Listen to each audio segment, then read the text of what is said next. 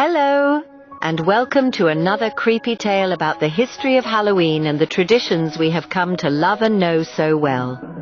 Tonight, we find out where the tradition of wearing masks comes from, and that it hasn't always been called Halloween in ancient Ireland. It was known as Samhain. But wait, I'm getting ahead of myself. Let's start at the beginning. Tonight, I'd like to tell you the tale of the Bonfire of Souls. The tradition of wearing masks on Halloween actually dates back to the ancient Celtic festival of Samhain. During this festival, which marked the end of the harvest season and the beginning of winter, it was believed that the boundary between the living and the dead became blurred. People wore masks to disguise themselves from any malevolent spirits that may have been wandering about. And this is where tonight's tale begins. In the verdant valleys of ancient Ireland, as the leaves turned golden and the air grew crisp, a young druid named Bran prepared for the most significant night of the year, Samhain.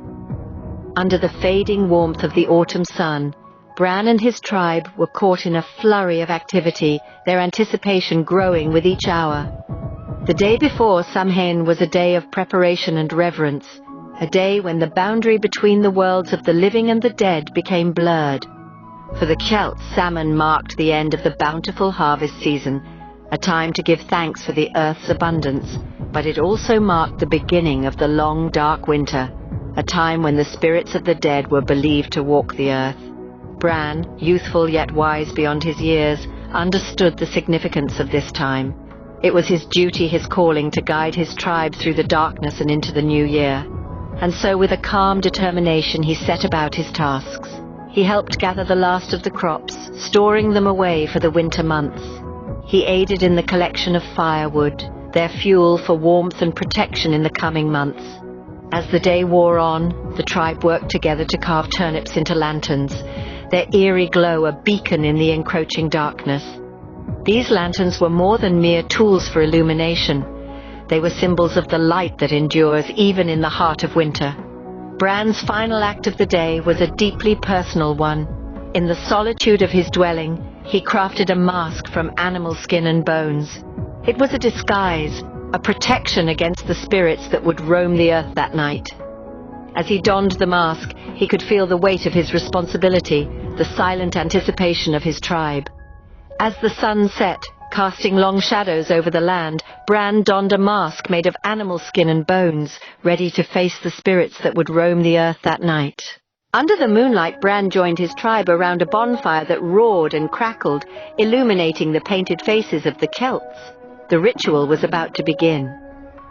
In the heart of ancient Ireland 2,000 years ago, the festival of Samhain marked the end of the harvest season and the beginning of the dark half of the year. The flickering fire bathed everyone and everything in a warm orange glow, casting long, dancing shadows across the forest clearing. The Celts, their faces painted with symbols of their gods and goddesses, circled the bonfire, their eyes reflecting the flames. Bran was at the center of it all. Clad in his mask made of animal skin and bones, tonight he would be entrusted with the sacred task of performing a ritual to appease the spirits of the dead. These spirits, the Celts believed, roamed the earth on this very night, the night we call Halloween today. As the fire roared, the tribe began to chant, their voices rising and falling in rhythm of the drums and with the crackling flames. Bran stepped forward, his heart pounding in his chest. He raised his arms to the sky, invoking the ancient gods and goddesses in the old tongue. His voice echoed through the silent woods, a testament to the reverence the Celts had for nature and their deities. The Celts were a people deeply connected to the earth, the sky, the sea. They worshipped an array of gods and goddesses, each representing different aspects of life and nature. On this night, they sought the protection and blessing of these deities, hoping to ward off the spirits of the dead. Magic and divination played a crucial role in their lives. Omens were sought in the flight of birds, the patterns of leaves, the whispering of the wind. And tonight, Bran was their conduit, their link to the divine, using his knowledge and power to guide them through the darkness of Samhain. As the ritual progressed, the flickering light of the bonfire reflected in Bran's eyes. casting an eerie glow on his masked face. The chanting grew louder, the energy more palpable, but just as the ritual was reaching its crescendo, a sudden rustling in the nearby woods sent a shiver down Bran's spine. Bran's heart pounded in his chest as a dark figure emerged from the shadows, its eyes gleaming in the firelight. This was the challenge he had not anticipated. Not a spirit from the other world, but a creature of flesh and blood. A wolf, large and fearsome, had wandered too close to the bonfire, its curiosity piqued by the unusual spectacle. Bran knew he had to act swiftly. This was his ritual, his responsibility. With a deep breath he reached into the depths of his knowledge, conjuring an ancient druidic spell. The words, like a lullaby whispered by the wind, slipped from his lips in the old Celtic tongue. However, fear was a formidable foe. His voice trembled, disrupting the rhythm of the incantation.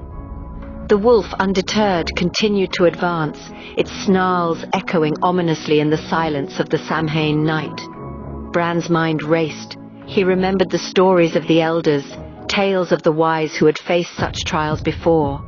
The solution was not in overpowering the beast, but in understanding it. He looked into the wolf's eyes, seeing not a monster, but a creature of nature, a mirror of his own fears. With renewed determination, Bran began to sing, a melody that echoed through the forest, a song of unity and respect between all living beings. The wolf, caught off guard, paused in its approach. Bran's song, imbued with the magic of his druidic lineage, calmed the wild beast. It stood still, ears perked, mesmerized by the melody that whispered of moonlit nights and the freedom of the wild. As the last note of his song faded away, Bran extended a hand, not in threat, but in friendship. The wolf, no longer fearing the young druid, simply turned and disappeared back into the shadows from whence it came. With a final howl, the beast retreated into the darkness, leaving Bran victorious but shaken. This encounter, a testament to his courage and wit, was a memory he would carry with him, a reminder of the sacred bond between man and nature. As dawn broke, Bran stood triumphant, his ordeal over and his ritual complete. His tribe cheered, their relief palpable. The spirits of the dead had been appeased, the land was safe for another year, and the harvest could be brought in without fear. The bonfire's embers glowed, a beacon against the lingering darkness, and the carved turnips flickered, their ghostly faces a testament to the night's events. Something had happened that night. Bran's adventure had changed him. He was no longer the young, inexperienced druid who had started the ritual. He had faced a wild beast, confronted his fears, and used his wit to outsmart them. He had emerged stronger, braver, and wiser. His mask, once a simple disguise, was now a symbol of his courage and his victory. His tribe looked at him with newfound respect and admiration, and he felt a deep sense of pride and accomplishment. Bran's experience also had a profound effect on his tribe. They saw how he had used his disguise to trick the spirits, and how he had used the bonfire to scare them away.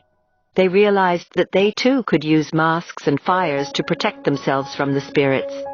They began to carve their own masks, using the bones and skins of the animals they had hunted, and they started to light their own bonfires, following Bran's example. This was how the tradition of wearing costumes on Halloween began. The masks were not just disguises, but symbols of bravery and cunning. The bonfires were not just sources of light and heat, but symbols of protection and defiance. These traditions were a way for the tribe to remember and honor Bran's courage and wisdom, and to celebrate their victory over the spirits.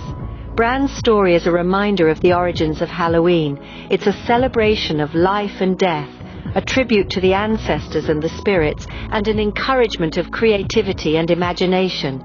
It's a time to face our fears, to test our limits, and to emerge stronger and wiser. And so the tradition of wearing masks on Samhain, to confuse and scare away the spirits, was born. From that day forth, every Samhain, the Celts would don masks and light bonfires, a tradition that would evolve into what we now recognize as Halloween. The tale we've woven for you, set more than 2,000 years ago, reveals the roots of our modern Halloween customs in the ancient Celtic festival of Samhain. Our young druid, Bran, faced the spirits of the dead with courage and wit, donning a mask of animal skin and bones to protect himself and his tribe. It was this act of disguise, of becoming someone or something else for a night, that has echoed through the ages in our tradition of wearing costumes on Halloween. But the story of Samhain is not just about costumes and bonfires. It's a tale of a people deeply connected to the rhythms of nature, marking the end of the harvest season and the onset of the dark winter months.